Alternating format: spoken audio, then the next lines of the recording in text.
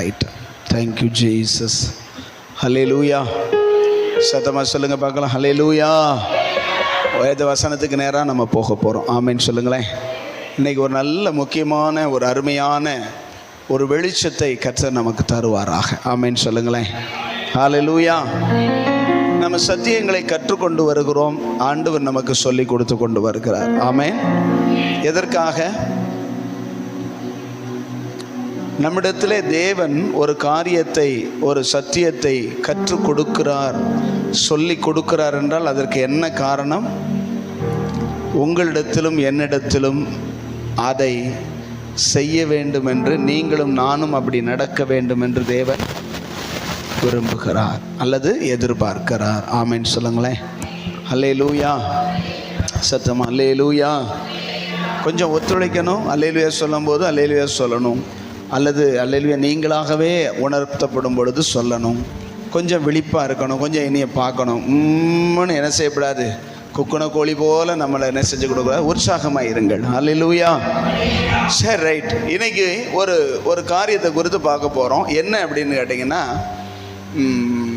பாவம் அப்படின்னு நம்ம சொல்கிறோம் இல்லையா? கவனிங்க. என்ன, நான் வசனத்தை உங்களுக்கு சொல்லலை, வசனத்தை எடுக்கவும் இல்லைன்னோ. நான் வசனத்தை சொல்லும்போது நீங்கள் வசனத்தை பாருங்கள், மற்ற நேரம் என்னைய பாருங்கள். பாவம் அப்படின்னா என்ன?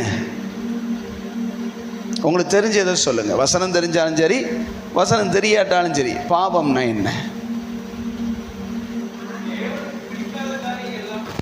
அது சரி. வேற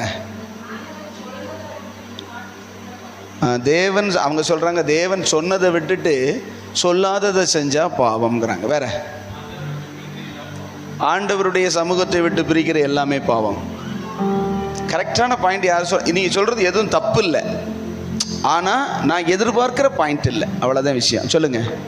பாவம் ஆண்டவருக்கு விரோதமாக செய்கிறது பாவம். விக்கிரக ஆராதனை பாவமா? என்னம்மா? விக்கிரக ஆராதனை பாவம். சரி, ரைட்டு. சரிதான், பாவம் தான், அது பாவம் தான். வேற பாவம்னா என்ன? ரொம்ப சிம்பிளாக சொல்லுங்கள். பக்கத்தில் இருக்கிற பாவம் அப்படிங்கிறோம், அதுவா பாவம்? அது ஏழையை பற்றி சொல்லுவோம் இல்லையா? ரொம்ப ஏழை, ரொம்ப கஷ்டப்பட்டாங்கன்னா பாவம் அப்படி, அது பாவம் அல்ல.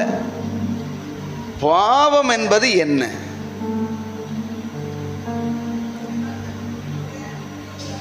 அவங்களே ரெண்டாவது சொல்கிறாங்க. ஒருக்கு சொல்லுங்கள், ஒன்று சொல்லுங்கள் போதும். ஏன்னா ஒவ்வொருவரும் ஒன்று சொல்லுங்கள். பாவம்னா என்ன? நீங்கள் சொன்ன எதுவுமே தப்பு இல்லை.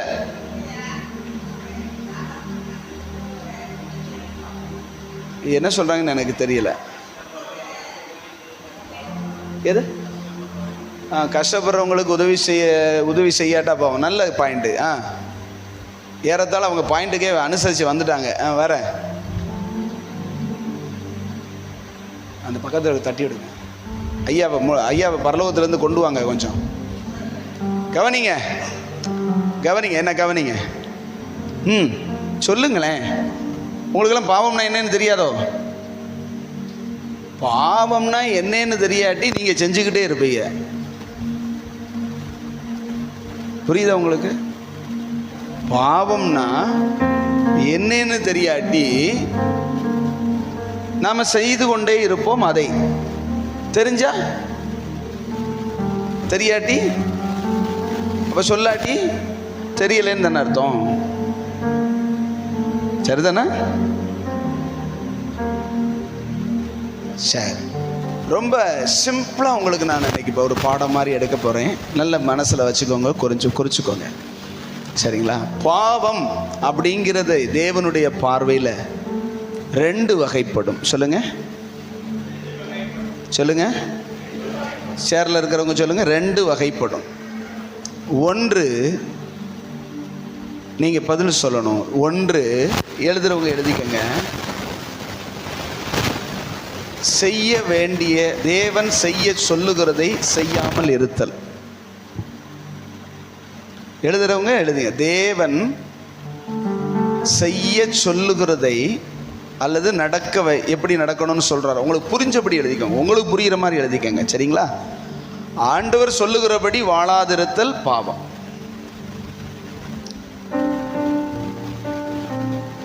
ரெண்டாவது,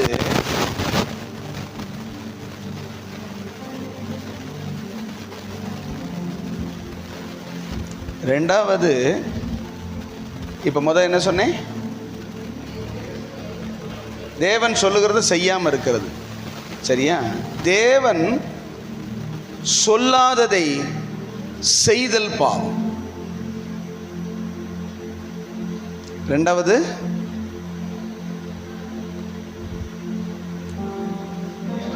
சொல்லாததை செய்வது பாவம். தேவன் சொன்னதை செய்யாதது பாவம், தேவன் சொல்லாததை செய்வது பாவம்.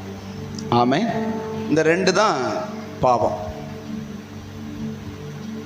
மெயினாக இந்த ரெண்டு கேட்டகரியில் எல்லாமே அடங்கிடும். ஆமென் சொல்லுங்களேன். இது ரொம்ப ஒரு அருமையான ஒரு பாடம், நமக்கு தெரிய வேண்டிய பாடம். சரி, முதல்ல என்னது? தேவன் சொல்லுகிறதை செய். தேவன் செய்ய சொல்லுகிறதை செய்யாதது பாவம். சரி, அது இருக்கட்டும். ரெண்டாவது பாயிண்ட் நம்ம மறுபடியும் சொல்லுங்க. தேவன் சொல்லாததை செய்வது பாவம். இந்த விஷயம்தான் நம்ம எல்லாருமே இன்னைக்கு போதிக்கப்படுகிற விஷயம். பாவம் செய்யாதே, விபசாரம் செய்யாதே, களவு செய்ய. பழைய ஏற்பாடு பூரா செய்யாதே செய்யாதே செய்யாதே செய்யாதே. புதிய ஏற்பாட்டில் ஆண்டவர் செய்யின்னு இருக்கார். ஆமென். தண்ணி அடிக்காதே, பீடி குடிக்காதே, மற்றவர்களை திட்டாதே. இதெல்லாம் நமக்கு பாவம்னு தெரியும், ஆனாலும் நம்ம செய்வோம். ஆமென் சொல்லுங்க. செய்யாதேன்னு சொன்னது போல என்ன செய்வோம்? கவனிக்கிறீங்களா? பிள்ளைகளை வச்சிருந்தாலும் காது இங்கே இருக்கணும். காது என்ன செய்யணும்? பிள்ளைகளை கவனிக்கணும், அவங்களையே பார்க்கணும். ஆனால் காது என்ன செய்யணும்? இங்கே இருக்கணும். ஆமென் சொல்லுங்க. தேவனுடைய பிள்ளைகள் செய்யக்கூடாததை செய்தல் தான் பாவம்னு நமக்கு அதிகமாக தெரியுது. உங்கள் மனசு, நான் இப்போ கேட்குறேன் உங்கள்கிட்ட நீங்கள் பதில் சொல்லணும்னு சொல்லியிருக்கிறேன். நீங்கள் பதில் சொல்லுங்கள். எப்போ உங்கள் மனசு ரொம்ப ஒரு குற்ற உணர்வு ஆகிறது? பாவம் செய்யும் பொழுது. அதை எதை செய்யும் போது உங்கள் மனசு உங்களுக்கே தவறு அப்படின்னு சொல்லி குத்தப்படுதில்ல, குறுகி இருக்கோம்ல, அது எப்போ? செய்யக்கூடாததை, ஏதோ ஒரு தவறை, ஏதோ தேவன் வெறுக்கிறதை, ஏதோ தேவன் விரும்பாததை செய்யும்போது தானே. சரியா? கொஞ்சம் பதில் சொல்லுங்க, முறைக்கப்படாது. ஆமென் சொல்லுங்க. முறைக்காம நான் உங்களை என்ன செய்யறேன்னா தெளிவாக சொல்லி கொடுக்கும்படியாக நான் விரும்புகிறேன். என்னோடு நீங்கள் கொஞ்சம் பேசணும், கொஞ்சம் வாயை திறந்து பேசணும். தேவன் வெறுக்கிறதை அல்லது தேவன் விரும்பாததை செய்யும் பொழுது நம்முடைய உள்ள என்ன செய்யுது? சொல்லுங்க. குறுகி, ஆண்டவரே நான் உமக்கு விரோதமாய், தகப்பன் அந்த இது இளைய குமாரனும் மூத்த குமாரனும் விஷயத்தில் அந்த பார்க்குறோம்ல, ஆண்டவரே பரத்துக்கு விரோதமாகவும் உமக்கு விரோதமாகவும் நான் பாவம் செய்தேன். ஆமென். அவன் என்னை பிள்ளை என்று சொல்லுவதற்கு நான் தகுதி இல்லை, என்னை வேலைக்காரரில் அப்படின்னு சொல்லி எப்போ சொன்னா? இல்லை, தான் செய்யக்கூடாததை, அப்பா விருப்பத்தை மீறி செய்யும் போது அவனுக்குள்ள என்ன வந்தது? கொஞ்சம் பேசுனீங்கன்னா தான் இது விளங்கும். அதுக்காக சொல்கிறேன். 2 அரை மணி நான் கரெக்டான டயத்துக்கு முடிச்சிடுறேன். கொஞ்சம் நீங்கள் பேசுங்க, கொஞ்சம் என்னோட சரியா? அப்படின்னா செய்யக்கூடாததை செய்வது தான் பாவம்னு நம்மளுடைய மனசுக்கு என்ன செய்யுது? தெரியுது.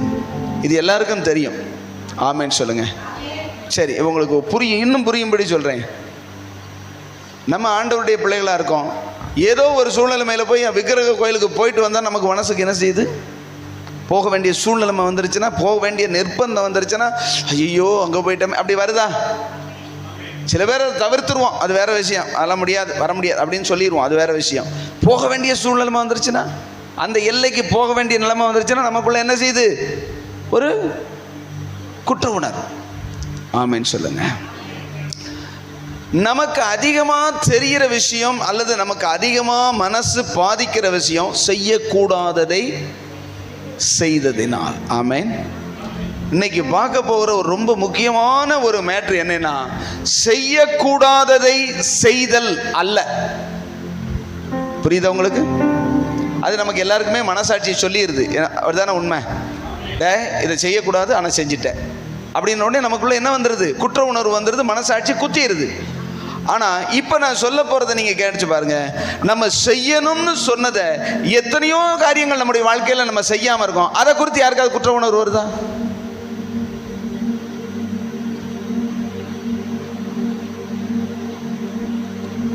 இதுக்கு நிறைய பேர் ஆமேனீங்க. இப்போ ஏன்னு சொல்ல மாட்டேறீங்க? முதல்ல நான் கேட்டேன், செய்யக்கூடாததை செஞ்சதுக்கு நம்முடைய உள்ளமே நம்மளை என்ன செய்து குற்றப்படுத்திடுது. நம்ம கூனி குறுகி போய் தேவனுக்கு முன்பதாகவோ மற்றவங்களுக்கு முன்பதாக நிற்க முடியாம நம்முடைய மனம் கூனி போயிருது. ஆனா தேவன் எதை செய்ய சொன்னாரோ அதை அநேக காரியங்கள் நம்முடைய வாழ்க்கையில செய்யல. அதை குறித்து யாருக்காவது குற்ற உணர்வு இருக்கா?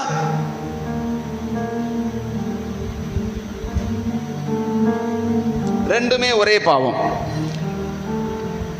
தேவனுடைய பார்வையில் செய்யக்கூடாததை செய்வது எவ்வளவு பெரிய பாவமோ அதே ஈக்குவல் செய்ய வேண்டியதை சொல்லுங்க செய்யாமல் இருப்பது பாவம். ஆமென். ஒரு விஷயம், ஒரு டைம் ஆண்டவர் பயிர் வழியை நடந்து கொண்டு போனார். ஓய்வு நாளிலே பயிர் வழியே நடந்து கொண்டு போகிறார். காலை வேலையோ மத்தியான வேலையோ தெரியல. சீசர்களுக்கு அன்னைக்கு சாப்பிட்றதுக்கு ஒன்றும் கிடைக்கல, அல்லது ஆண்டவருக்கு கொடுக்கல, அல்ல அவரே சாப்பிடல.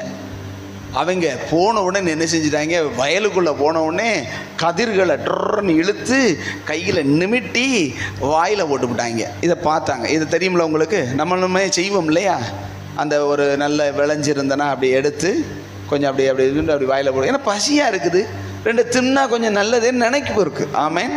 அப்படி சொல்லும்போது உடனே சொல்லுவாங்க, பார்த்துக்கங்க, பரிசேயர்கள் சொல்லுவாங்க. என்ன சொல்லுவாங்க? உம்முடைய சீசர்கள் ஓய்வு நாளில் செய்யக்கூடாததை செய்கிறது என்ன? ஆண்டவர் அதுக்கு என்ன சொன்னாரு? ஆண்டவர் என்ன சொன்னார்? செய்யக்கூடாததை செய்கிறார்கள்னு அவங்க மனசு சொல்லல. அவங்களுக்கு பசியை தீக்கிறதுக்கு ஆள் இல்லாதனால கொஞ்சம் புடுங்கி என்ன செய்யறாங்க? வயல் வெளியே போகும்போது அந்த வயல்ல இருக்கிற கோதுமையை நிமிட்டி கொஞ்சம் வாயில போட்டு மெல்றாங்க. இதை பார்த்துட்டு சொல்றாங்க, உம்முடைய சீசர்கள் செய்யக்கூடாததை, அது ஓய்வு நாளில் செய்யக்கூடாததை, அது மீறுதல், பாவம் தானே அப்படின்னு சொல்றாங்க. ஆண்டவர் அதுக்கு பதில் சொல்லும்போது, ஓய்வு நாளுக்கும் தேவன் ஆண்டவராக இருக்கிறார் அப்படின்னு சொல்லிட்டு தாவீதின் சம்பவத்தை சொல்றார் இல்லையா? தாவீதின் சம்பவத்தை அதுக்கப்புறம் அவர் கேள்வி கேட்கும் போது சொல்றாரு, ஆமா, நீங்க தேவனுடைய கற்பனையை உங்களுடையதான காரியத்துக்கு நீங்க மாற்றிக்கிறீங்களே, அது என்ன அப்படின்னு கேட்பார். என்ன அப்படின்னு கேட்டீங்கன்னா, நான் டைம் எல்லா வசனத்தையும் எடுத்தால் நேரம் போயிடுங்கிறதுக்காக உங்களுக்கு தெரிஞ்ச விஷயங்கள், அதனால நான் சொல்றேன்.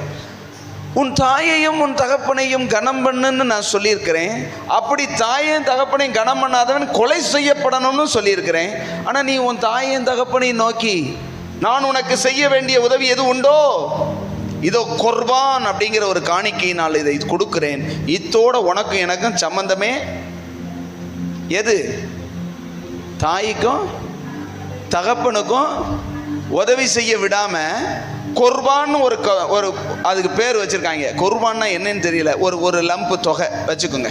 தாய்க்கும் தகப்பனுக்கும் இந்தா 1000 ரூபாய் எப்படி, இனி என்கிட்ட எதுவும் என்ன செய்யப்படாது, என்கிட்ட கேட்கப்படாது. உனக்கு எனக்கு எந்த சம்பந்தம் உன்னை பார்க்கணுங்கிற அவசியம் எனக்கு இல்லை, இந்த ரூபாய் எப்படி அப்படின்னு சொல்லி நீங்க சொல்றீங்களேடா, இது எந்த வகையில சரி அப்படின்னு ஆண்டவர் கேட்டார். செய்யக்கூடாததை செய்யறாங்கன்னு சொல்லி குற்றம் சாட்டினவங்க செய்ய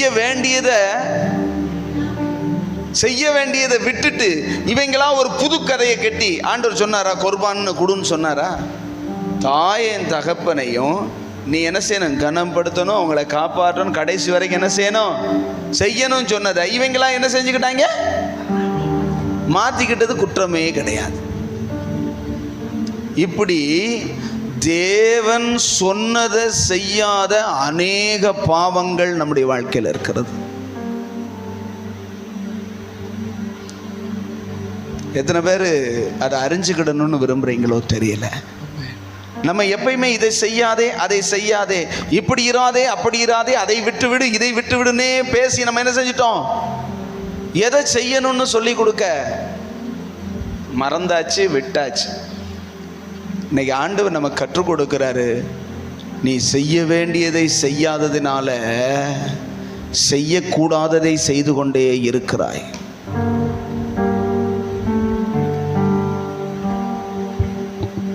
எத்தனை பேருக்கு புரியுதுன்னு தெரியல. இருக்கீங்களா? ஏன் செய்யக்கூடாததை செய்கிறோம்?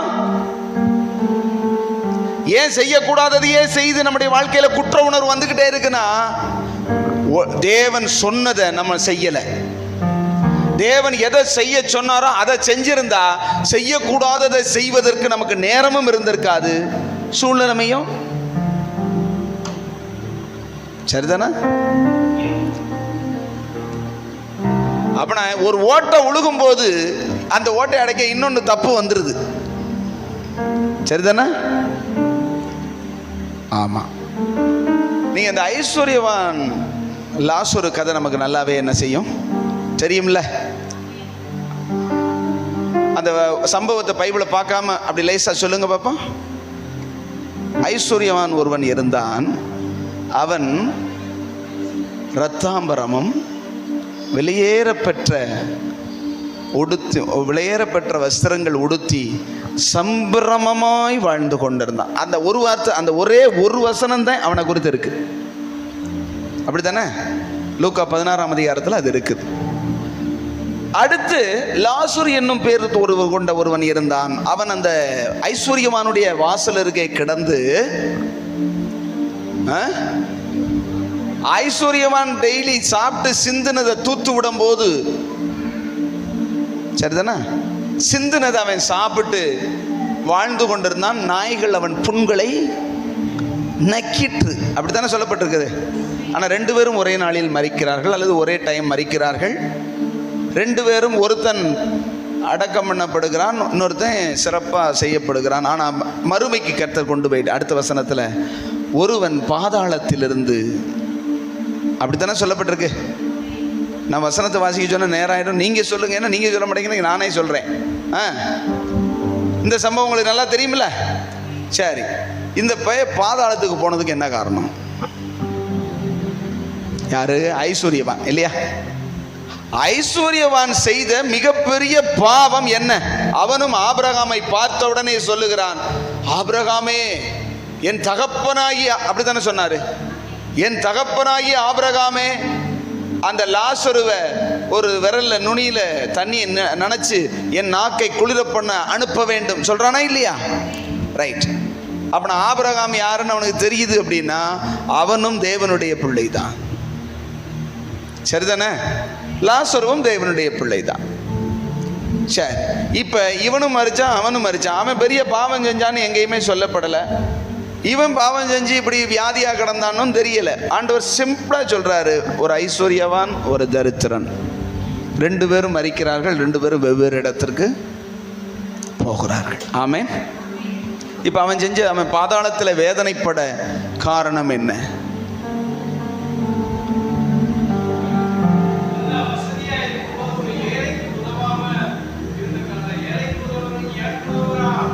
நம்ம வாசிச்சது ஞாபகம் வருதா உங்களுக்கு? இப்ப ஆண்டவர் வெள்ளாடுகளையும் செம்மறியாடுகளையும் பிரிக்கிறது போல உலகத்தின் கடைசியில பிரிப்பாரு. வலது பக்கத்துல போறான் யாருன்னுப்பா? செம்மறியாடு நிற்கும். இடது பக்கத்துல போறான் வெள்ளாடு. வெள்ளாடுனா என்ன, செம்மறியாடுனா என்ன? வெள்ளாடுனா என்ன, செம்மறியாடுனா என்ன? வெள்ளாடு கறி நல்லா இருக்கும் பாஷ, செம்மறியாடு கறி சில நேரங்களில் வகுத்த பிடுங்கினாலும் பிடுங்கிடும். அப்படியா? கறி திங்கிறதுலே ஞாபகம் இருக்கக்கூடாது. நான் வெள்ளாடுனா என்ன, ஆண்டவர் எப்படி வெள்ளாடையும் செம்மறியாடையும் பிரிக்கிறேன்னாரு. அப்படின்னா என்ன அர்த்தம்? வெள்ளாட்டினுடைய குணம் என்ன? வெள்ளாடு எப்பயும் நிமிர்ந்துக்கிட்டு தான் தெரியும். நீ என்ன சொல்றது, நான் என்ன கேட்கறது? நீ யாரு? எனக்கு பச்சையா தெரிகிற இடத்துக்கு தான் நான் என்ன செய்வேன்?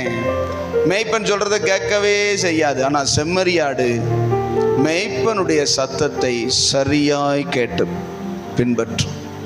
ஒரே ஒரு குச்சி, ஒரு சின்ன குச்சியை இப்படி போட்டு ஒரு ஆடு தாண்டினா 1500 ஆடு இருந்தாலும் அதை தாண்டித்தான் போகும். ஒரு ஆடும் அதை மிதிச்சு போகாது. ஆனால் வெள்ளாடு சில ஆடு கடிச்சுக்கிட்டே கொண்டு போயிடும், இல்லாட்டி எத்தி தள்ளி விட்டுட்டு போயிடும். ஒரு ஆடு செய்கிறது மாதிரி வெள்ளாடு ரெண்டாவது ஆடு செய்யவே நம்ம சொல்லுவோம், என்னடா செம்மறியாட்டு கூட்டம் மாதிரி ஒரே மல்லுக்கு சாஞ்சி போயிட்டீங்க அப்படின்னு சொல்லுவாங்க, பழமொழி சொல்லுவாங்க.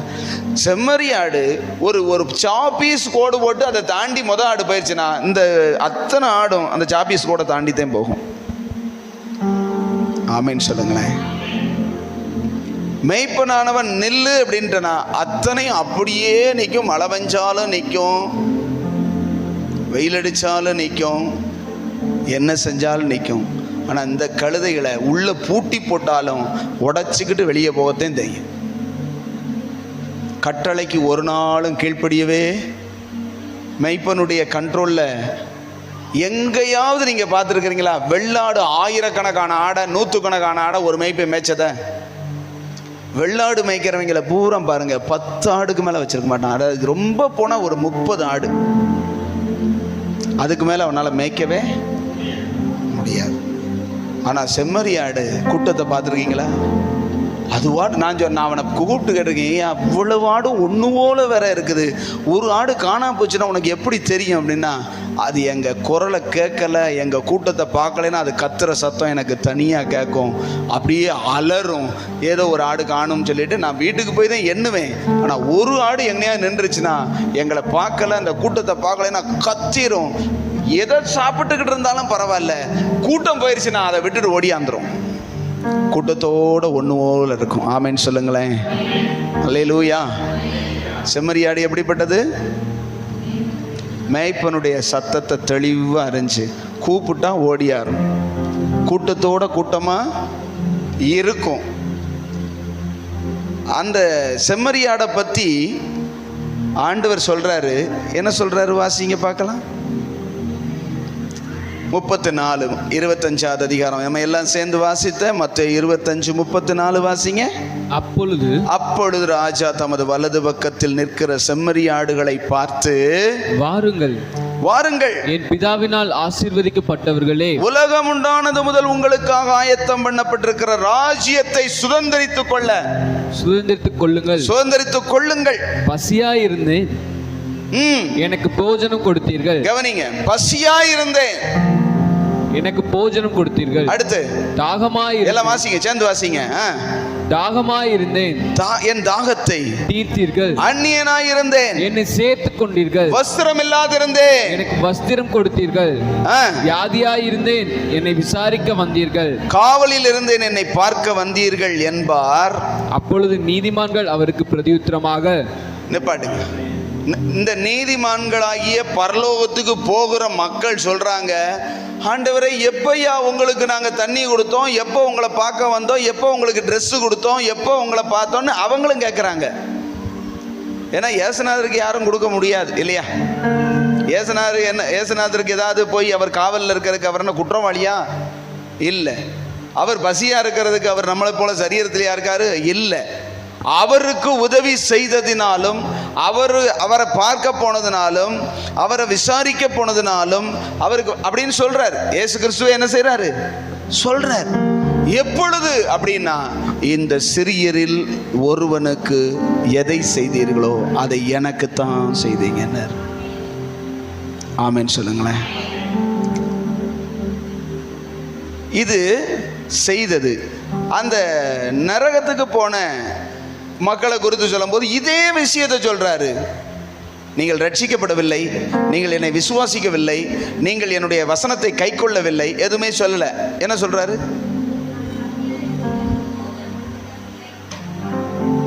இந்த சொன்ன விஷயத்துல நீங்க செய்தீர்கள், அங்க செய்யவில்லை.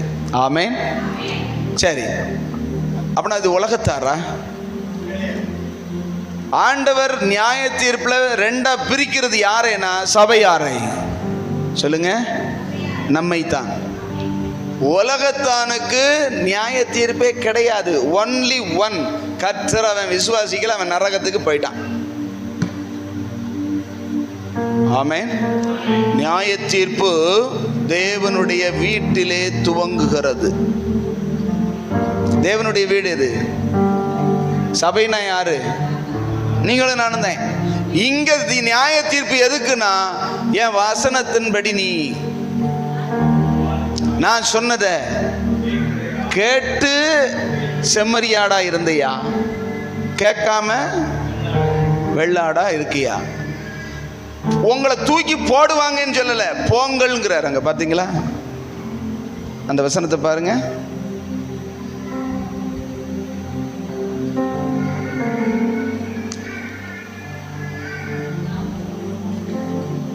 ம்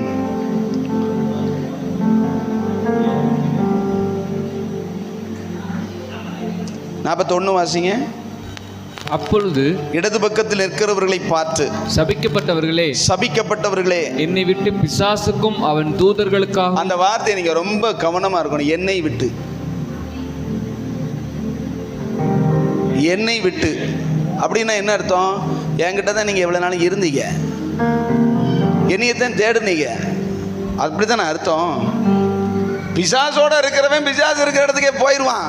ஆனா நீ என்கிட்டதான் இருந்த, இப்ப என்னை விட்டு பிசாசுக்காகவும் அவனுடைய ஆளுக்காகவும் அவனுடைய தூதர்களுக்காகவும் ஆயத்தம் பண்ணப்பட்டிருக்கிற நித்திய அக்கினியிலே, நரகத்திலே இவங்களை தூக்கி போடுங்கன்னு சொன்னாரா? நீயா போயிட வேண்டியது. சமீபத்தில் உங்களுக்கு வாட்ஸ்அப்பில் நான் அனுப்பிக்கிட்டே இருக்கேன், பார்த்தீங்களா? நியாய தீர்ப்பு படத்தை பார்க்குறீங்களா? ஜட்ஜ்மெண்ட். அதுதான் வாட்ஸ்அப் வச்சுருந்தீங்கன்னா நான் உங்களுக்கு தொடர்ந்து 3 நாள் இதை அனுப்பியிருக்கேன். எத்தனை பேர் பார்த்தீங்க நான் அனுப்பினதை? அதுக்கு தான் சர்ச்சு குரூப்பில் இருக்கணும். சர்ச்சு குரூப்பில் தான் அனுப்பிக்கிட்டு இருக்கேன். அதை பார்க்கணும், அதை பின் பண்ணி மேலே வைக்கணும். உங்கள் வாட்ஸ்அப் குரூப்பில் சர்ச்சு குரூப்பை பின் பண்ணி மேலே வச்சிங்கன்னா அது உள்ளே போகாது, மேலே நிற்கும். அதை என்ன செய்யணும்? வந்த உடனே என்ன எது சர்ச்சிலேருந்து என்ன அறிவிப்பு கொடுத்துருக்காங்க அப்படின்னு நம்ம பார்க்கணும்.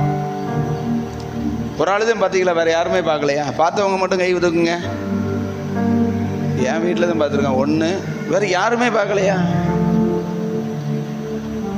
குரூப் இருக்கிறதே வேஸ்ட்டு மாதிரி தெரியுது எனக்கு. குரூப்பில் 29 பேர் 30 பேர் இருக்கிறீங்க. ஜட்ஜ்மெண்ட்ல, நியாய தீர்ப்புல ஆண்டவர் நிற்பாரு. புஸ்தகம் திறக்கப்படும். அதுல உள்ளதை நமக்கு தெரியாதா? நம்ம வண்டவாளம் தண்டவாளம் நமக்கு தெரியாதா? அதை வேற சொல்ல வேற செய்யணுமா? உள்ளதா இல்லையா? என்னைய பத்தி எனக்கு சொல்றதுக்கு யார் வேணும்? என் மனசாட்சி பத்தாரியா? எனக்கு தெரியல. அதை வேற எழுதி வச்சு காமிக்கிறார் நம்ம கிட்ட. காமிச்ச உடனே அவனே வந்து அந்த இதில் பார்த்தீங்கன்னா தானா பாதாளத்துக்குள்ள வேகமாக நரகத்துக்குள்ள போகிற வீடியோ நான் உங்களுக்கு அனுப்பி வச்சேன். அவரெல்லாம் போ அப்படின்னு தள்ளவும் இல்லை. ஒருத்தங்க எப்படி எடுத்திருக்கிறாங்க, ஜட்ஜ்மெண்ட்ல அவனை பற்றி சொன்ன உடனே 2 தேவதூதர்கள் கையையும் காலையும் பிடிச்சி தூக்கிட்டு போகிற மாதிரியும் ஒரு படம் நான் உங்களுக்கு அனுப்பினேன். கடைசியில் அனுப்பின படத்தில் அவங்களாகவே போவாங்க. தாங்களே ஐயோ அவர் இருக்கிற இடத்துக்கு என்னால் போக முடியாது அப்படின்னு சொல்லி தாங்களா நரகத்தின் தீயில போய் விழுகிறத பார்க்கிறோம். அல்லேலூயா. நம்ம இன்னைக்கு நம்ம மனசுல ரொம்ப சிம்பிளா மனசுல பதிச்சுக்கோங்க. செய்யக்கூடாதது எதுன்னு பார்க்காதீங்க, நம்ம என்ன செய்யணும்னு பாருங்க. ஆமென். அங்க ஐஸ்வர்யவானும் லாசருவும் விஷயத்துல நீங்க கவனிச்சு பார்த்தீங்கன்னா, அவன் ஐஸ்வர்யவானா இருந்தான், சம்பிரமமா சாப்பிட்டான், சம்பிரமமா உடுத்தினான். ஆனா வாசப்படியிலேயே கடந்த ஒரு ஏழைய அவனுக்கு சாப்பாடு கொடுக்க அவனுக்கு என்ன செய்யல? சொல்லுங்க ஐயா. வாசப்படியில தான் கிடக்கான். இவன் தூத்து விடுறதான் என்ன செய்யறான்? சாப்பிட்றான். அவன் புண்ணா இருக்குது, அவன் மேல என்ன இருக்குது? அவனுக்கு ஒரு மருத்துவ உதவி செய்ய மனசே, வஸ்திரம் இல்லாம கிடக்கிறான். ஒரு பழைய ட்ரெஸ்ஸை கூட அவனுக்கு கொடுக்கறதுக்கு சொல்லுங்க மனசு இல்லை. எத்தனை பீரோல் அடுக்கி வச்சிருந்தாலும், எத்தனை பீரோல் நிறைய வச்சிருந்தாலும் ஏழைகளுக்கு கொடுக்க மனதில்லாதவர்கள் உண்டு. ஆண்டவர் என்ன சொன்னார் தெரியுமா? மனம் திரும்பின ஒருத்தனை பத்தி சொல்றார். மனம் திரும்புதல்னா என்னங்கிறத பத்தி, 2 அங்கிகளை உடையவன். இல்ல வாசிங்க, வாசிங்க லூக்கா 3.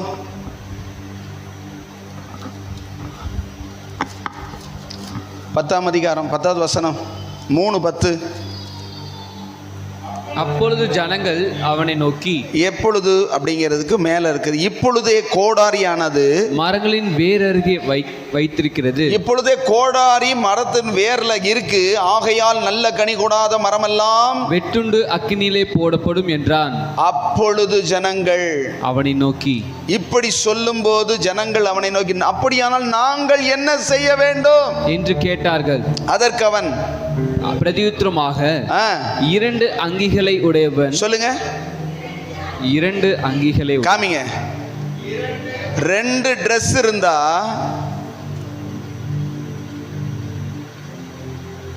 எவ்வளவு சொல்லியிருக்காரு? 20 இல்லை. இன்னைக்கு 200 Dress இருந்தாலும் நம்முடைய மனசு எப்படி இருக்குது?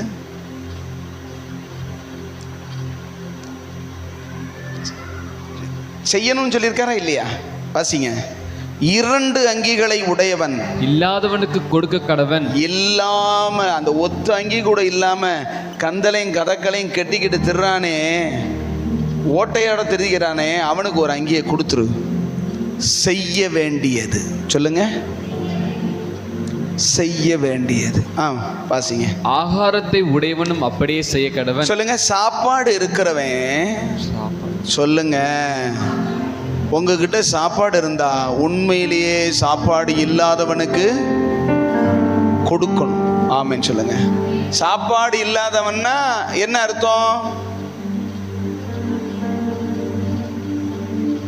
இன்னைக்கு நிறைய பேர் வஞ்சகம் எப்படி தெரியுமா? எல்லாம் இருக்கு, ஆனா மனசு இல்லை தான் சாப்பிட்றதுக்கே. செலவழிஞ்சிரும் பாஸ்டர். எல்லா வசதியும் இருக்கு, ஆனா தனக்கும் செலவழிக்க மனசு இல்லை, அடுத்தவங்களுக்கு கொடுக்கவும். இது வந்து அது என்ன சொல்றது? இது வஞ்சிக்கப்பட்ட உள்ளம். ஆமென் சொல்லுங்களேன். இப்படிப்பட்டவங்களுக்கு உதவி செய்ய கர்த்தர் சொல்லலை. உண்மையிலேயே சாப்பாடு இல்லாமல் கஷ்டப்படுறவங்களுக்கு ஆமென் சொல்லுங்களேன். உண்மையிலேயே வசதி இல்லாமல் பிச்சை எடுக்கிறாங்க அல்லது கஷ்டப்படுறாங்க, கண்ணுக்கு எதுக்கு நீங்கள் பார்க்குறீங்க, அவங்க சாப்பிட்றதுக்கு இல்லை, ஆனால் எனக்கு நல்ல சாப்பாடு இருக்கு, கொஞ்சம் கொடுங்க. இது யாரும் பார்க்க வேண்டாம். ஆமென் சொல்லுங்களேன். வலது கை கொடுப்பதை இடது கை, இது கர்த்தர் பார்க்குறாரு.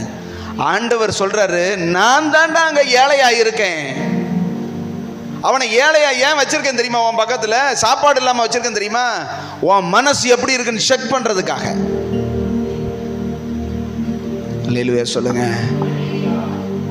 இந்த ஐஸ்வர்யவனிடத்துல எனக்கு தெரிய நான் வேற மாதிரி இது வரைக்கும் அவனை புரிஞ்சிருந்தேன். என்ன புரிஞ்சிருந்தேன் அப்படின்னா, அந்த இடத்துல சொல்லப்பட்டிருக்குது, நீ சம்பிரமமாய் இந்த உலகத்தில் வாழ்ந்தாய், இப்பொழுது என்ன செய்ய வேதனைப்படுற அப்படின்னு. அப்படின்னா சம்பிரமமா வாழ்றது தப்பா?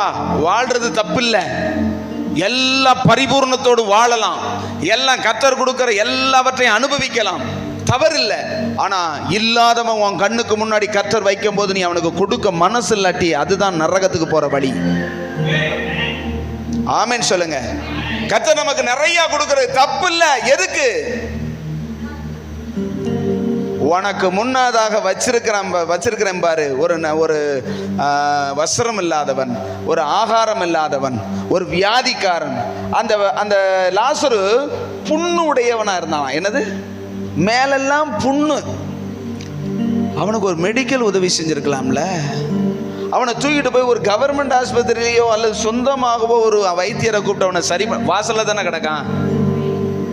வாசல்ல கிடக்கிறவனை பார்க்கறதுக்கு மனசு இல்லாம நீ ஆடம்பரமா வாழ்ந்துகிட்டு அந்த மனசை பூரா ஆடம்பரத்துல வச்சிருந்ததே தப்பே தவிர, அந்நியன் மேல அந்நியனை சேர்த்துக்கொள். வஸ்திரம் இல்லாதவனுக்கு உடுத்து, அதுல தாங்க இருக்க சந்தோஷமே. ஆமென். ஒரு பிரியாணிக்கு 2 பிரியாணி வாங்கி சாப்பிட்டு மூக்கு மட்டும் மூக்கோழியை ஒரு பருக்க வர்றது மாதிரி இருக்கிறது சந்தோஷமா, இல்லாத ஏழைக்கு ஒரு பிரியாணியை கொடுத்து அவங்க சாப்பிட்றதுல சந்தோஷமா? எங்களுக்கு யாராவது வாங்கி கொடுத்தா நல்லதுன்னே பாஸ்டர் நாங்கள் நினச்சிக்கிட்டு இருக்கோம் அப்படின்னு நினைக்கிறீங்களா? 2 சொல்லுங்க, 2 சட்டை இருந்தால் ஒரு சட்டையை கொடுத்துடணுமா தேவை இருந்தா. அதுக்காக 1 தான் வச்சிருக்கணும்னு சொல்லலை. நீ 10 வச்சுக்கோ, 100 வச்சுக்கோ. நான் இல்லாதவனுக்கு பார்க்கும்போது உங்ககிட்ட இரக்கம் வரலைன்னா தேவனிடத்திலிருந்து உனக்கு இரக்கம் இல்லை. இரக்கம் இல்லாதவனுக்கு இரக்கம் இல்லாத நியாய தீர்ப்பு. அல்லேலூயா சொல்லுங்க. நம்ம செய்யக்கூடாதது அவனை என்ன நான் அடிக்கவா செஞ்சேன், அவனை என்ன வாசல்ல கிடக்கிற திங்கவா வேண்டான்னு அவனை எத்தியா உதச்சிட்டு போனேன் இல்லை. அது ரொம்ப பாவம். செய்ய வேண்டியதை செய்டா. உனக்கு ராஜ மேன்மை, அவனுக்கு அவசியமான அடிப்படை தேவையை கொடுக்க உனக்கு மனசு இல்லைல்ல. சிந்தினதை சாப்பிட்றான்ல, ஒரு வட்டையில் சோறை போட்டு கொண்டு வந்து கொடு. நீ சாப்பிட்றத நீ 10 ரொட்டி திங்கிறியா, ஒரு 2 ரொட்டி அவனுக்கு கொடுத்து என்ன செய்ய சொல்லுங்க, சாப்பிட சொல்லு.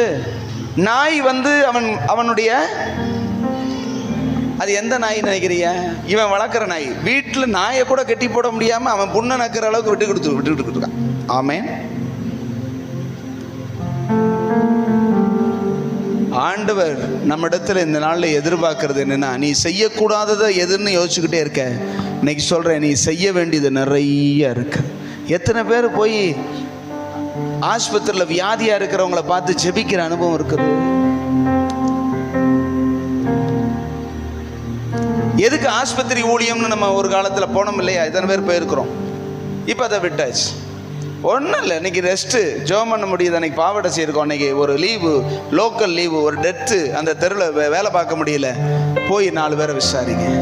அதை கர்த்தர் பார்க்குறார். அது யாருக்காகனா, உங்கள் ஆவிக்குரிய வாழ்க்கையில் நீங்கள் நியாயம் தீர்க்கப்படாமல் இருப்பதற்கு. ஆமென், ஆமென் சொல்லுங்க. உங்க சொந்தக்காரங்க ஒருத்தங்க படுத்து கிடந்தா ஓடுவீங்களா இல்லையா? உங்க வீட்டில் ஒருத்தர் பெட்ல கிடந்தா போவீங்களா இல்லையா? அவனை பெட்ல கிடக்கிறதெல்லாம் யாரு அப்படின்னு ஆண்டவர் கேட்கிறாரு. ஒரு தகப்பன் தானே. உங்க அப்பா யாரு? உங்க அப்பா யாரு?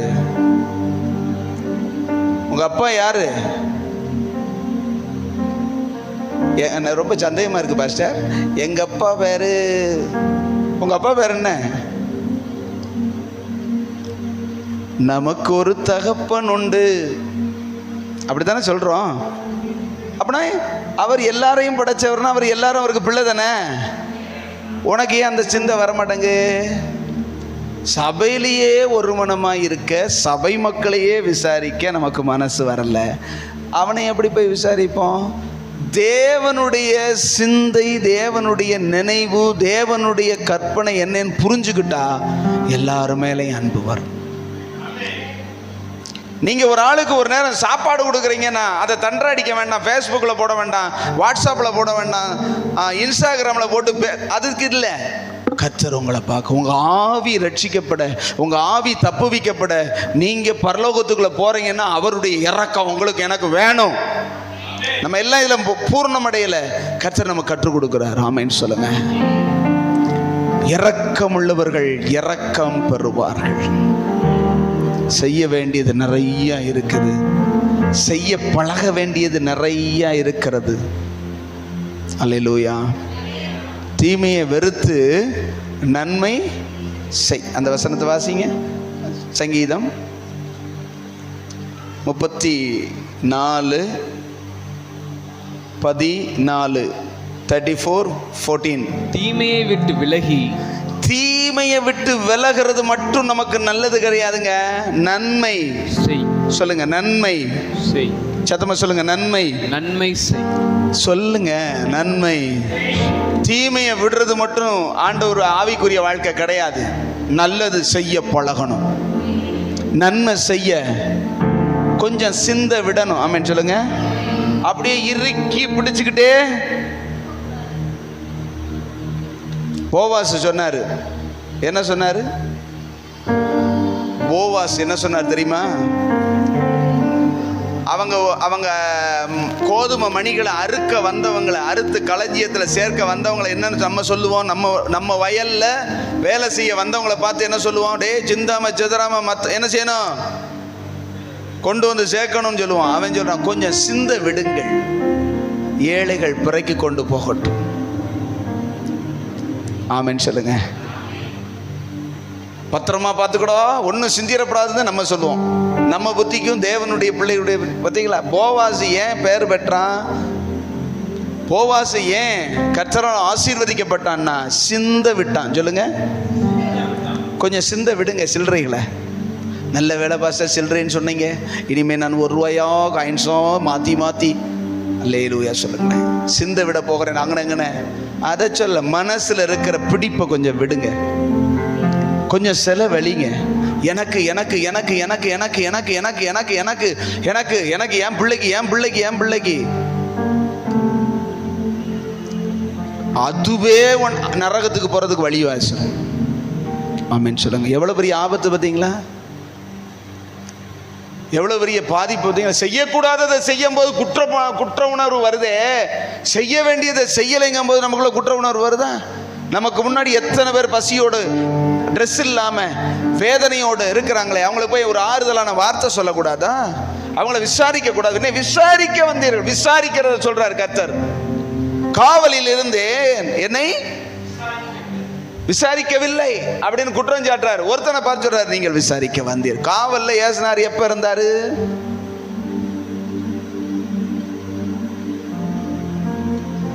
காவல்ல எப்ப இருந்தாரு? ஜெயில்ல எப்ப இருந்தாரு ஏசுனாரு? ஜெயில்ல இருக்கிறவங்களோட மனநிலைமையை பார்த்து கர்த்தர் சொல்ற, என்னை விசாரிக்கிறது கூட ஒருத்தர் இருந்த. நான் சமீபத்தில் ஒரு சின்ன வீடியோ ஏதோ பார்த்தேன். அது என்னென்னா, அனாதை பிள்ளைகள், அதாவது அந்த ஆர்ப்பனேஜில் வளர்ந்த பிள்ளைகளையா வச்சு ஒருத்தர் நிகழ்ச்சி நடத்தினான். ஒரு பிள்ளை சொல்லும்போது சொல்கிறா, எனக்கு அம்மாவும் கிடையாது அப்பாவும் கிடையாது, என்னை சொந்தக்காரங்க வந்து இதில் சேர்த்துட்டாங்க, இதில் ஆர்ப்பனேஜில் சேர்த்துட்டாங்க. விசேஷமான வீடு, விசேஷமான நாட்களுக்கு அந்த அப்பா இழந்தது, அம்மா இழந்தது, அல்லது வேற உடன் பிறந்தவங்க யாராவது ஒருத்தங்க பண்ட பலகாரங்களை வாங்கிட்டு வந்து அந்த பிள்ளைகளுக்கு, தங்க பிள்ளைகளுக்கு கொண்டு வந்து கொடுப்பாங்க. நான் ஒரு ஓரத்தில் நின்று அப்படியே அழுதுகிட்டே இருப்பேன். யாராவது இனிய வந்து விசாரிக்க மாட்டாங்க. எனக்கு அதை பார்த்த உடனே ரொம்ப மனசு கஷ்டமாக போச்சு. அந்த பிள்ளை சொல்லிக்கிட்டே இருக்கும்போதே அழுகுது. ஏன்னா எனக்கு யாருமே கிடையாது. எனக்கு கல்யாணம் முடிச்சதுக்கு அப்புறம்தான் என் வீட்டுக்காரதான் எனக்கு தாய் தகப்பன். அவர் தான் ரொம்ப ஆண்டவர் பாருங்க, அப்படிப்பட்டவருக்கு ஒரு சூப்பர் மாப்பிள்ளையை கொடுத்து, அவர் சொல்ற எல்லாமே அவர் அப்படிங்கிற அளவுக்கு கொடுத்து, அவர் அழுதுகிட்டே சொல்றா, என்னை விசாரிக்க வந்தது எல்லாமே எனக்கு அப்பாலேருந்து அம்மாலேருந்து எனக்கு வீட்டுக்காரதான் அப்படின்னு சொல்லி அந்த பிள்ளை சொல்றா. ஒவ்வொரு வருஷமும் என்னைய யாராவது வந்து விசாரிச்சிட மாட்டாங்களா, எனக்கு ஒரு பண்டம் கொடுத்துட மாட்டாங்களா, நான் அழுதுகிட்டே நிற்பேங்கிறேன். நான் இது உலக நிகழ்ச்சி தான், ஒரு சின்ன பிட்டுது அந்த வாட்ஸ்அப்பில் வந்ததை பார்த்தேன். நம்ம பிள்ளை அப்படி இருக்குமா, நம்ம அப்படி ஒரு வேளை இருந்திருந்தோம்னா எப்படி மனநிலைமை இருக்கும்? நம்ம எவ்வளோ கடினமான நிலைமையில் இருக்கிறோம் பார்த்தீங்களா? ஏன் இது நிறைஞ்சா போதும், நான் நல்லா இருந்தால் போதும், என் பிள்ளைகளை நான் விசாரித்து வச்சா போதும், மற்ற யார் எப்படி போனால் பரவாயில்லைன்னா அதுவே நம்முடைய அழிவுக்கு காரணம் ஆகிடும். ஆமென் சொல்லுங்களேன். நான் என்னதான் ரட்சிக்கப்பட்டிருந்தாலும், என்னதான் பாட்டு பாடினாலும், என்னதான் ஆராதனை பண்ணாலும், காணிக்க கொடுத்தாலும் ஆண்டவர் அதெல்லாம் 2ஆம் தரமாக பார்க்குறாரு. முதல்ல என்னைய விசாரி. ஆமென் சொல்லுங்களேன். இறக்கம் உள்ளவர்களாக நம்ம மாறணும். நம்முடைய அன்பு தகப்பன் நம்ம மேலே எவ்வளவு இறக்கமாக இருக்கிற. ஆமென் சொல்லுங்களேன். செய்யுங்க. உங்களுக்கு செலவழிக்கிறதுக்கு கொஞ்சமாயிலும் வருத்தம் வருதா? நமக்கு ஒரு காய்ச்சல் அப்படின்னா, முதல்ல காய்ச்சல ஒரு பெரிய வியாதி வந்துருச்சுன்னா என்ன ஆனாலும் பரவாயில்லைங்க, நமக்கு என்ன செய்யணும்? சுகமாகணும். இருந்த சேமிப்பெல்லாம் ஒரு 2 வீடை வித்துனாலும் செய்யறமா இல்லையா? அடுத்தவங்களுக்கு போய் ஒரு 100 ரூபாய் கொடுத்துட்டா இருதயத்தில் பெரிய ஓட்டையே விழுந்துருது.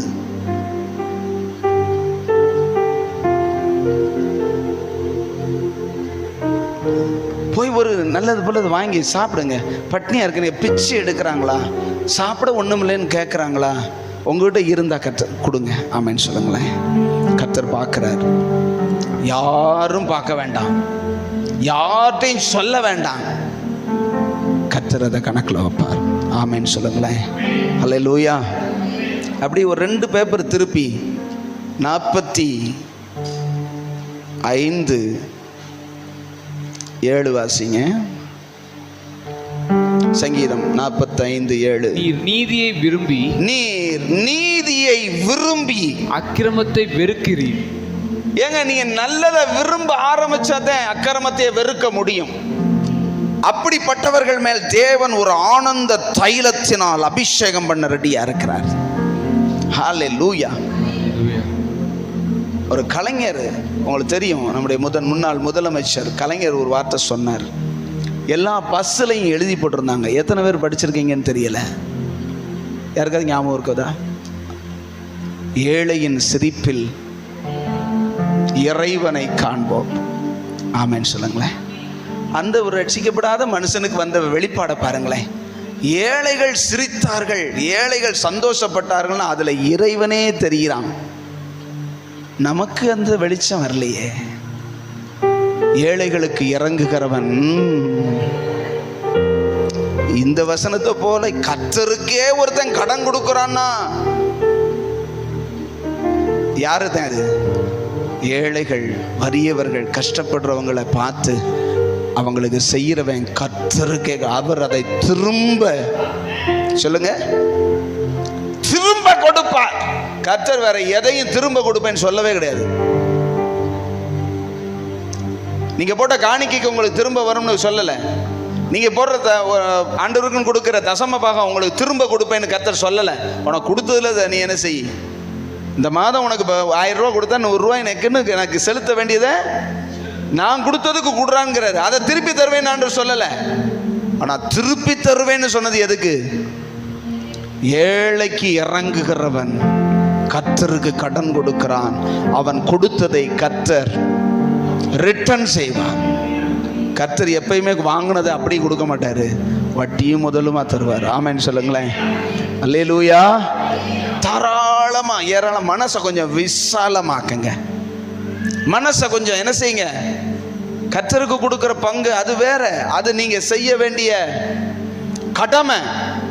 கடமையவே செய்யாம இருக்கும் போது எங்கிட்ட கருணை செய்ய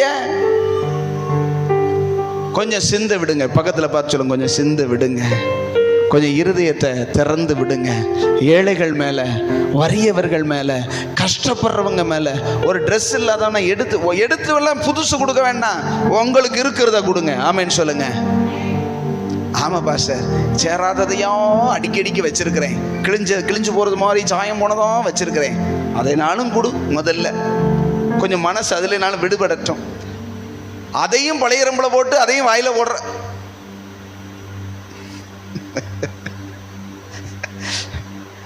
கொஞ்சம் மற்றவங்களுக்கு 2 கொடுங்க. கர்த்தர் உங்களுக்கு அழகா புதுசா கொடுப்பார். ஆமென் சொல்லுங்களேன். நீங்க ஒரு ட்ரெஸ்ஸு, ஒரு நல்லா யூஸ் பண்ற ட்ரெஸ்ஸை கொடுத்தா அதை விட விலை உயர்ந்ததை கர்த்தர் உங்களுக்கு வாங்குறதற்கோ அல்லது அவரே கூட கொடுப்பார். அல்லேலூயா சொல்லுங்க. இன்னைக்கு நம்ம பார்த்த ஒரே ஒரு வார்த்தையில சொல்லுங்க, தேவனுடைய பார்வையில பாவம் என்ன தெரியுமா? செய்யக்கூடாததை செய்வது மாத்திரமல்ல, செய்ய வேண்டியதை செய்யாமல் இருப்பது பெரிய பாவம். கர்த்தர் இப்படிப்பட்ட பலிகளின் மேல் தேவன் பிரியமாயிருக்கிறார். உன் கண் கண்ட சகோதரனிடத்துல நீ அன்பு கூறாட்டா, காணாத தேவனிடத்துல எப்படி அன்பு கூறுவேன்னு கேட்டார்ல. உன் கண்ணுக்கு முன்னாடி ஒருத்தன் பட்னியில சாகும் போது நீ மொக்குன்னு மொக்கிக்கிட்டு இருந்தா என்ன அர்த்தம்னு கேட்கிறாரு. ஆமென் சொல்லுங்க. நீ சாப்பிடாதேன்னு சொல்லல, நீ நல்லா சாப்பிட்டு சந்தோஷமா இரு, ஆனா அவனையும் சாப்பிட வையுங்கிறாரு. உன் வீட்டில் அரிசி இல்லையா, உனக்கு பணம் இல்லையா, நீ சாப்பிடுறது போல் அவனை ஒன்னு நேசிப்பது போல் செய்வீங்களா? இது உங்க ஜீவனையே நரகத்திலிருந்து பாதுகாக்கும். அப்படின்னா நம்ம நற்கிரியைகள் செய்கிறதுனால தான் ரட்சிக்கப்படுவோமா? நம்ம ரட்சிக்கப்படுறது, நம்ம பாதுகாக்கப்படுறது அப்படின்னா நற்கிரியைகள்னாலயா? இல்ல, ரட்சிக்கப்பட்டதினால் நற்கிரியை செய்யணும். வாசிங்க ஒரு வசனத்தை அப்படி. எபேசியர் 2ஆம் அதிகாரம் 10வது வசனமா, 2 சீக்கிரம் வாசிங்க. எபேசியர் 2ஆம் அதிகாரம் எடுத்தவங்க வாசிங்க. ஏனெனில் நற்கிரியைகளை செய்கிறதற்கு ஆஹா வாசிங்க. நாம் கிறிஸ்து இயேசுவுக்குள் சிருஷ்டிக்கப்பட்டு நற்கிரியைகளை செய்வதற்காகத்தான் உங்களை என்னையும் கர்த்தர் சிருஷ்டித்து வச்சிருக்கார். அல்லேலூயாவே வரமாட்டேங்குது பாத்தீங்களா? உங்களை என்னையும் நற்கிரியைகளை செய்ததுனால ரட்சிக்க போறவர் கிடையாது, ரட்சித்ததுனால சொல்றாரு நீ நற்கிரியைகளை என்ன செய். சொல்லுங்க. செய்கிறதற்கு கிறிஸ்து இயேசுவுக்குள் நாம் தேவனுடைய செய்கையாயிருக்கிறோம். அவைகளில் நாம் நடக்கும்படி, நற்கிரியைகளிலே செய்து அதிலே நடக்கும்படி அவர் முன்னதாக அவைகளை ஆயத்தம் பண்ணி வைத்திருக்கிறார். ஆமென் சொல்லுங்க. தீத்து 1ஆம் அதிகாரம் எடுத்துங்க சீக்கிரம். தீத்து 1 இந்த வசனத்தை வாசி முடிப்போம். தீத்து 3ஆம் அதிகாரம் 14வது வசனம். 3:14. நம்முடையவர்களும் 3:14 நம்முடையவர்களும். சொல்லுங்க, நம்முடையவர்களும். அப்படின்னா அவரு தீத்துவுக்கு சொல்றாரு, ஊழியக்காரனுக்கு சொல்றாரு நம்முடையவர்கள். அப்படியே நம்முடைய சபையாரும். ஆமென் சொல்லுங்களேன். நம்மை பின்பற்றுகிற நம் ரட்சிப்புக்குள் நடத்தின மக்களும் நற்கிரியைகளை சொல்லுங்க கனியற்றவர்களாய் இராதபடி குறைவுகளை நிறைவாக்குகிறதற்கு ஏதுவாக நற்கிரியைகளை செய்ய பழகட்டும். சத்தமா சொல்லுங்க. நற்கிரியைகளை செய்ய சொல்லுங்க. நற்கிரியைகளை நல்ல காரியங்களை செய்ய பழகணும். நற்காரியங்களை செய்ய பழகலைனா ஆட்டோமேட்டிக் துர்க்காரியங்கள் வந்துரும். துர்க்காரியங்களோட போராடி கொண்டு அதை தள்ளி விடுவதற்கு பிரயாசப்படுகிற நாம் அதை விட்டுவிட்டு நற்காரியங்களில் மனதை செலுத்தினால் துர்க்காரியங்கள் தானாக ஓடி போய்விடும். ஆமென். நான் சொல்றது உங்களுக்கு புரியுதா? செய்ய வேண்டியதை செய்யாததுனால செய்யக்கூடாததை செய்து கொண்டிருக்கிறோம்னு சொன்னேன்ல. நம்ம செய்ய வேண்டும் என்று தேவன் நமக்கு நியமித்திருக்கிறவைகளை நாம் என்ன செய்யறதில்லை, செய்யறதும் இல்லை. அது நம்ம மனசை குத்துறதும் இல்லை. அது பாவம்னு தெரியறதும் இல்லை. ஒன்று மனசில் வச்சுக்கோங்க. உங்களுக்கு முன்னாடி நீங்கள் போய்கிட்டு இருக்கிறீங்க, நீங்கள் எங்கேயோ இருக்கிறீங்க, எங்கேயோ ஒரு பஜாரில் போகிறீங்க, ஒரு ரொம்ப பரிதாபத்துக்குரிய நிலைமையில் ஒருத்தன் கிடக்கான்னா நீங்கள் என்ன செய்கிறீங்க?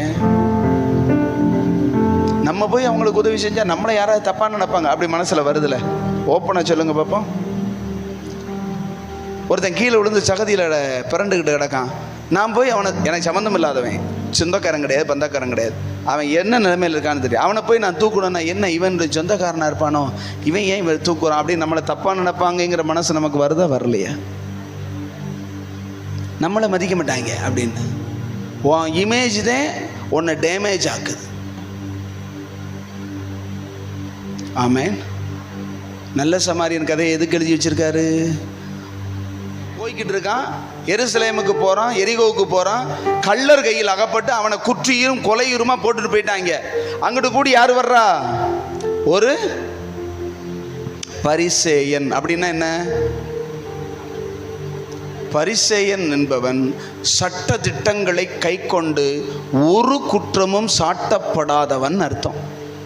நியாயப்பிரமாணத்தின்படி வாழுகிற ஒரு மனுஷன். அவனை பார்த்து யாரும் இதில் தப்பா இருக்கேன்னு சொல்லிட, வசனத்தின்படி வாழணும்னு ஆஞ்சியா இருக்கிற ஒரு பரிசேயன் அந்த வழியாய் போய் அவனை கண்டு வலதுபுறமாய் என்ன செஞ்சிட்டான்? ஒதுங்கி போயிட்டான். அந்த வழியே ஒரு ஆசாரியன், ஆசாரியன்னா யாரு?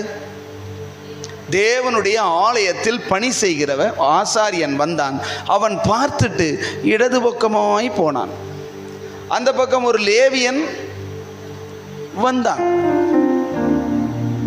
அவனும் லேவியன்னா ஆலயத்தில் வெளியே வேலை செய்கிறவன், உதவிக்காரன், உதவி ஊழியன். அவனும் போய்விட்டான்.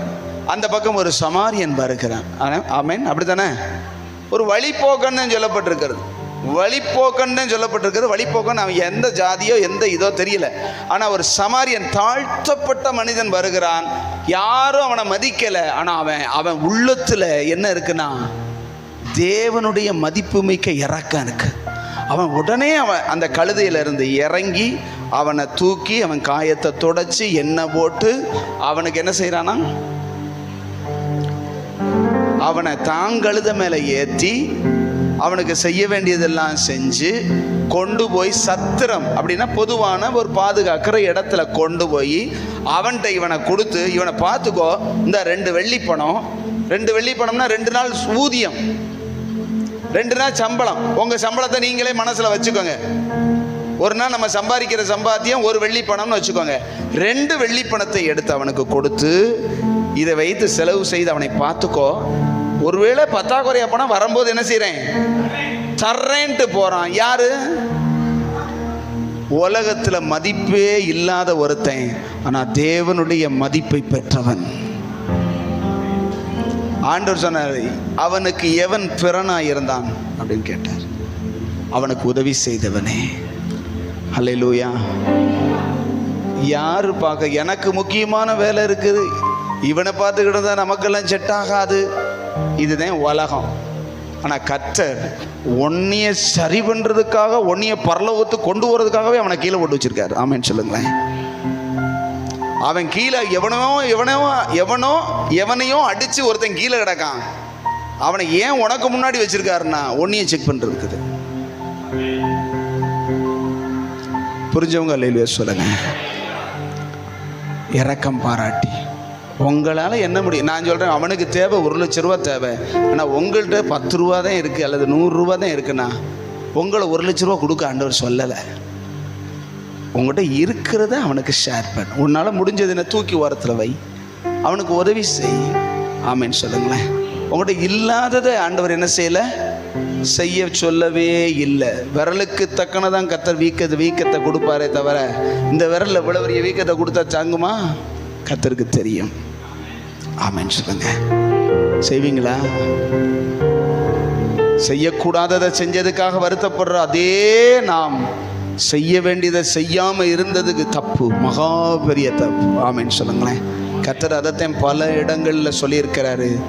ஏண்டா தாயும் தகப்பனையும் கனம் பண்ணுன்னு சொல்லி வச்சிருக்கிறேன், நீ அதை செய்யாம நிமிட்டி திங்கிறத குற்றம் சொல்றியே சொன்னாரா? இது மாதிரி நிறைய சொல்லியிருக்கார். அந்த கண்ணோட்டத்தில் வாசிங்க, எதை செய்ய சொல்லியிருக்கார். ஆமென். உங்கள் பரமபிதா, அந்த வசனத்தை வாசிச்சு முடிப்போமா? தீமோத்தேயுங்கிறேன், மத்தேயு 6ஆம் அதிகாரம் கடைசி வசனமா, 5 கடைசியா, 5 கடைசி. ஆகையால் 5:48 பரலோகத்தில் இருக்கிற உங்கள் பிதா பூரண சற்குணராய் இருக்கிறது போல நீங்களும் பூரண சற்குணராய் இருக்க கடவீர்கள். இன்னொரு இடத்துல சொல்லப்படுது, அவர் இரக்கமுள்ளவராய் இருக்கிறது போல நீங்களும் இரக்கமுள்ளவர்களாயிருங்கள். இரக்கமுள்ளவனுக்கு இரக்கமுள்ள தீர்ப்பு, இரக்கம் இல்லாதவனுக்கு இரக்கமில்லாத தீர்ப்பு. ஆமென் சொல்லுங்க. நியாய தீர்ப்புக்கு முன்பதாக இரக்கம் மேன்மை பாராட்டும். புரிஞ்சதா? சத்தமல்லையிலே சொல்லுங்க பார்க்கலாம். அப்படியே நம்ம எல்லாம் எழும்பி நின்று, ஆண்டவரே, நாங்கள் நிறைய காரியத்தை செய்ய வேண்டியதை செய்யாத பாவங்கள் நிறைய எங்கள் வாழ்க்கையில் இருக்குதப்பா, எங்களை மன்னிங்க சொல்லுங்க பார்க்கலாம். ஆண்டவர் சமூகத்தையெல்லாம் எழும்பி நிற்கலாமா? நாங்கள் செய்யக்கூடாததை செஞ்சது தான் தப்புன்னு நினச்சிக்கிட்டு இருக்கிறோம். நான் அப்படி பேசியிருக்க கூடாது, நான் அப்படி வாழ்ந்திருக்க கூடாது, நான் இப்படி இருந்திருக்க கூடாது, இதைத்தான் நாங்கள் நினைக்கிறோம், தப்புன்னு நினைக்கிறோம். ஆனால் நாங்கள் செய்ய வேண்டியதை நிறைய செய்யாமல் இருக்கிறோம். ஆண்டவரே, எல்லாம் ஜெபம் பண்ணுங்க, 1 நிமிஷம் மாத்திரம் ஜெபம் பண்ணுங்க பார்க்குறேன். ஆண்டவரே, நாங்கள் கல்லு போல கருணையற்றவர்களாக வாழ்ந்துட்டோம். பண ஆசை எங்களை சுயநலவாதிகளாக மாற்றி உங்களை போல இரக்கமுடையவர்களாக இருக்காம இரக்கமற்ற கொடூரர்களாக நாங்கள், ஆண்டவரே, கல்மனம் நெஞ்ச கொண்டவர்களாக நாங்கள் வாழ்ந்துட்டோம். ஆண்டவரே, எங்களை மாற்றுங்க, எங்களை தயவா மன்னிங்கன்னு சொல்லுங்க.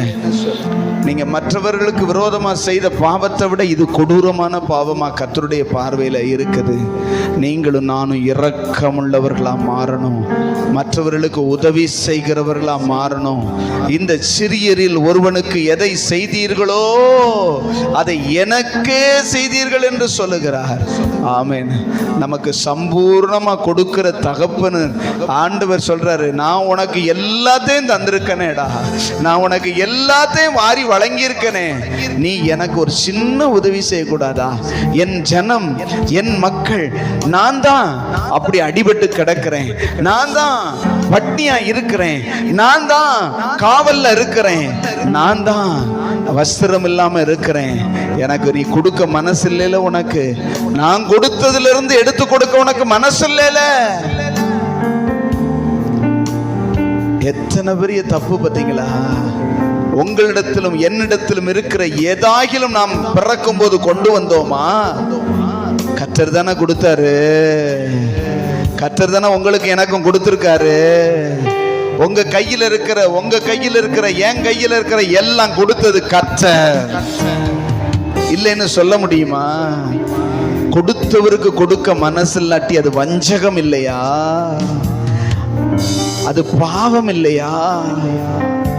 ஆண்டவரே, எங்களை இன்னைக்கு உணர்த்துகிறதற்காக ஸ்தோத்திரம்ப்பா. நாங்க இதுவரையிலும் அப்படிப்பட்ட இரக்கமே இல்லாம எங்கிட்ட பிச்சை கேட்டவங்களுக்கு கூட பிச்சை கொடுக்க மனசு இல்லாம இருந்திருக்கோம். ஆண்டவரே, இனி நாங்க இறங்கி இறங்கி தேவையில் உள்ளவர்களுக்கு, சொல்லுங்க, தேவையில் உள்ளவர்களுக்கு, வஸ்திரம் இல்லாதவர்களுக்கு, ஆண்டவரே சுகவீனமா இருக்கிறவர்களுக்கு என்ன செய்யணுமோ எங்களால முடிஞ்சதை, சொல்லுங்க, எங்களால இயன்றதை தாராளமா மனப்பூர்வமா உங்களுக்கு செய்யறோங்கிற நினைவோடு நாங்க செய்ய எங்களுக்கு கிருபை தாங்கப்பா. சொல்லுங்க, கிருபை தாங்கப்பா. அந்த உணர்வை தாங்கப்பா, அந்த உணர்வை தாங்கப்பா. எங்களுக்குன்னா நாங்க எவ்வளவு நாளும் செலவழிக்கிறோம், ஆனா மற்றவங்களுக்கு செலவழிக்கும் போது செலவழிக்கணும்னா வருத்தம் வருதேப்பா, எங்களுக்கு மனசு கஷ்டமா இருக்குதேப்பா. இந்த வஞ்சிக்கப்பட்ட மனசை தயவா நீங்க ஆண்டவரே உணர்த்துவீங்க, ஆண்டவரே விடுவித்து, ஆண்டவரே உங்க இரக்கத்தை எங்களுக்குள்ள விதைங்கப்பா. அந்த சமாரியனுக்குள்ள இருந்த இரக்கம் எனக்குள்ள வரட்டும். நல்ல சமாரியனாகிய எங்கள் இயேசு உமக்குள்ள இருக்கிற இரக்கம் எங்களுக்குள்ள வரட்டும். நாங்க செம்மறியாடுகளா மாறுறோம்னு சொல்லுங்க பார்க்கலாம். அவர் நடந்தபடியே நாமும் நடக்க நம்மை கர்த்தர் அழைக்கிறார். ஹல்லேலூயா. தேடி சென்று மீட்டவர். ஓ, பிசாசு பிடித்திருந்தவன் கல்லறையில் வாழ்ந்தான். அவர்கள் சொந்த பந்தங்கள் எல்லாம் மறந்து போனார்கள். ஆனால் இயேசு தேடி சென்று அவனுக்கு விடுதலை கொடுத்து, நீ உன் வீட்டுக்கும் உன் ஜனத்திற்கும் போ, தேவன் உனக்கு இறங்கி செய்ததை சொல்லு என்று அனுப்பினாரே. யார் அழைத்தார்கள் இயேசுவை? கர்த்தர் சொல்றாரு, நான் இரக்கம் உள்ளவர். அவனை யாருமே அவன் மேல இறங்குறதற்கு ஆள் இல்லை, நானே அவனை போய் இரக்கம் காண்பித்து அவனை போய் விடுவித்தேன். ஹல்லேலூயா. நம்முடைய தகப்பன், நம்முடைய ராஜா, நம்முடைய மாஸ்டர் நமக்கு முன்மாதிரி. ஆமென் சொல்லுங்களேன். தேடி போங்க. வியாதியா இருக்கிறவங்கிட்ட போய் ஒரு பிஸ்கட் பாக்கெட்டை வாங்கி கொடுங்க, ஒரு பன் ரொட்டியை வாங்கி கொடுங்க, அவங்களுக்கு ஒரு 2 நல்ல வார்த்தையை சொல்லுங்க, அவங்களுக்காக ஒரு ஜெபம் பண்ணுங்க. இயேசு நல்லவர்னு சொல்லுங்க, அவன் குணமாயிருவான். அவன் கண்ணீர் விடுச்சு, என்ன விசாரிக்க வந்தீங்களே, யாருமே என்ன விசாரிக்க வரல நினைச்சுக்கிட்டு இருந்தேன், ஏசப்பாவே வந்துட்டாருன்னு சொல்லுவான் பாருங்க, அவன் ரட்சிக்கப்பட்டுவான். ஹல்லேலூயா, ஹல்லேலூயா. போங்க, பக்கத்துல இருக்கிற வியாதியில் உள்ளவர்களை விசாரிங்க. ஆஸ்பத்திரிக்கு போய் விசாரிங்க. அவன் எந்த தேசத்தானா இருக்கட்டும், அவன் எந்த ஊர்க்காரனா இருக்கட்டும், அவன் இந்துவா இருக்கட்டும், முஸ்லீமா இருக்கட்டும், யாராகவும் இருக்கட்டும், போய் அவங்களுக்காக ஒரு நல்ல வார்த்தை சொல்லி அவங்க பார்த்து இயேசு உன்னை நேசிக்கிறான்னு சொல்லும் போது ஜோமனுன்னா ஜோமனுங்க. இல்ல நீங்க கொண்டு போய் கொடுத்து ஒரு பன் ரொட்டிய அல்லது ஒரு பிஸ்கட்டை அல்லது ஒரு பழத்தை வாங்கி கொடுத்து விசாரிச்சு கவலைப்படாதீங்கன்னு ஆறுதல் வார்த்தை சொல்லுங்க. உங்களுக்காக நான் பிரார்த்தனை பண்றேன்னு சொல்லுங்க. இயேசு உன்னை குணமாக்குவார்னு சொல்லுங்க. ஹல்லேலூயா. கர்த்தர் உங்களை அவருடைய பார்வையில பார்க்க ஆரம்பிச்சிருவார். ஆமென் சொல்லுங்களேன். என்ன விசாரிக்க நீ வந்தேலப்பான்னு சொல்லுவாரு. Thank you Jesus. Thank you Jesus. செய்வீங்களா? ஒரு பொருத்தனை பண்ணுங்க. இன்னைக்கு பொருத்தனை பண்ணுங்க. ஆண்டவரே, ஆண்டவரே, இல்லாதவங்களுக்கும் ஏழைகளுக்கும் வஸ்திரம் இல்லாதவங்களுக்கும் சாப்பாடு இல்லாதவங்களுக்கும் நான் பார்த்தேன்னா என் கண்ணுக்கு தெரிஞ்சவங்களுக்கு நான் உதவி செய்வேன். சொல்லுங்க பார்க்கலாம். நான் கண்ணுக்கு தெரிஞ்சவங்களை எனக்கு முன்னாடி நீங்க கொண்டு வர்றவங்களுக்கு என்னால முடிஞ்சத கஞ்சியோ சோறோ நான் சாப்பிடுறது அவங்களுக்கும் தருவேன். ஆகாரம் இருக்கிறவன் பகிர்ந்து கொடுக்க கடவன். ஆமென் சொல்லுங்களா. ஹல்லேலூயா. உங்க நற்கிரியைகள் பெருகட்டும். அதை செய்வதற்குத்தான் உங்களை என்னை ரட்சித்திருக்கிறார். நீங்க அதை செஞ்சு பாருங்க.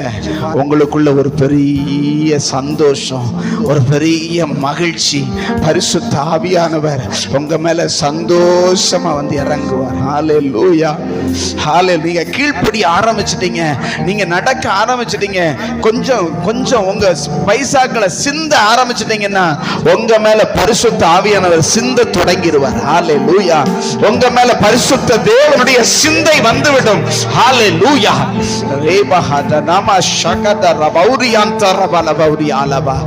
தேவனுடைய இருதயம் உங்க மேல மகிழ்ச்சியா மாறிடும். உங்க மேல சந்தோஷமா கர்த்தருடைய ஆவியானவர் இறங்க ஆரம்பிச்சிருவாரு. உங்க வாழ்க்கை மன மகிழ்ச்சியா மாறும். நீ துக்கத்தோடு இருக்க மாட்டே. ஹல்லேலூயா. யாருக்கு உதவி செய்யலாம், யாருக்கு ஹெல்ப் பண்ணலாம், யாரை விசாரிக்கலாம், யாருக்கு சுவிசேஷம் தேவை, தரித்திரருக்கு சுவிசேஷம் அறிவிக்கப்படுகிறது. ஆமென் சொல்லுங்களேன். அப்படிப்பட்டவங்களுக்கு ஒரு உதவி செஞ்சு, இயேசு நல்லவர், நானும் உங்களை மாதிரி ஏழையா தரித்திரத்துல தாண்டவம் ஆடிக்கிட்டு இருந்தேன், இயேசு என்னை ரட்சித்ததுனால உங்களுக்கு கொடுக்கத்தக்கதான் ஆசீர்வதித்தார்னு சொன்னீங்கன்னா அவன் ரட்சிக்கப்பட்டுவான். ஆமென் சொல்லுங்களேன். செய்வீங்களா? செய்வீங்களா? கர்த்தர் உங்களை பார்த்து கேட்கிறாரு. நான் இரக்கமுள்ளவராய் இருக்கிறது போல நீங்களும் இரக்கமுள்ளவர்களாய் இருங்கள். அப்பா, இந்த நாள்ல எங்களுக்கு இந்த தவறான எண்ணத்தை மாற்றும்படி எங்களுக்கு சத்தியத்தை கற்றுக் கொடுத்த தயவுக்காக ஸ்தோத்திரம்.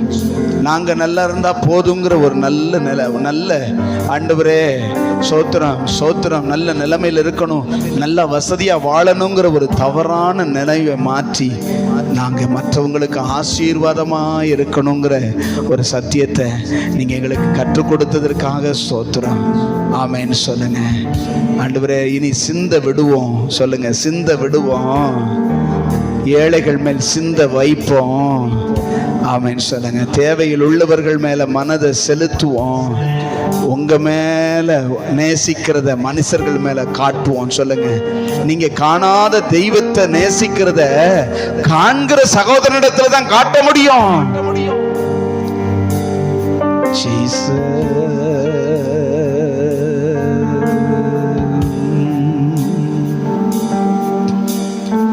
நன்றி அப்பா, நன்றி அப்பா, நன்றி அப்பா. எத்தனை பேருடைய மனசுல ஆண்டவர் ஒரு தெளிவை கொடுக்கிறார். இல்லை, நான் இனி தெளிவா மற்றவர்களுக்கு ஆசீர்வாதமா வாழ போகிறேன். செய்யக்கூடாததை செய்கிறது மட்டுமல்ல, செய்ய வேண்டியதை செய்யாம இருக்கிறது தான் பெரிய பாவம்னு ஆண்டவர் எனக்கு உணர்த்தி காட்டிட்டாரே. நன்றி அப்பா.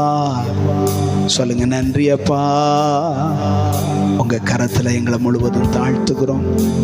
ஆவியானவர் எங்களுக்கு இன்னும் நீங்க விரும்புகிறத செய்ய கற்றுக் கொடுத்து எங்களை நடத்துங்க. அருமை இரட்சகர் இயேசு கிறிஸ்துவின் மூலம் தாழ்த்தி அர்ப்பணித்து ஜெபித்து ஜெயத்தை எடுத்துக்கொள்ளுகிறோம். நல்ல பிதாவே, என் ஆத்துமாவே கர்த்தரை ஸ்தோத்திரி, என் முழு உள்ளமே பரிசுத்த நாமத்தை ஸ்தோத்திரி. என் ஆத்துமாவே கர்த்தரை ஸ்தோத்திரி, கர்த்தர் செய்த சகல உபகாரங்களையும் மறவாதே. ஆமென், ஆமென், ஆமென். அப்படி நின்ற வண்ணமா ஒரு பாடல் பாடும்.